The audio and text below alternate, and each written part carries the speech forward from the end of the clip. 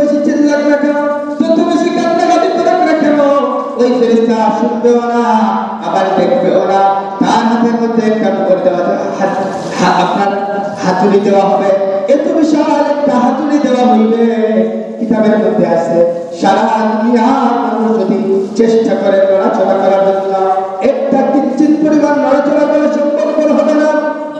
এই হাতুড়ি যদি, এই হাতুড়ি দিয়ে যদি পাহাড়ের উপর যদি আঘাত করা হয়, কিতাবের মধ্যে আছে লোহার পাহাড়ের উপর যদি আঘাত করা হয়, লোহার পাহাড়ের ভিতরে আঘাত করতে দেরি হইবে, লোহার পাহাড় মুহূর্তের মধ্যে চূর্ণ বিচূর্ণ হইয়া যাইবে।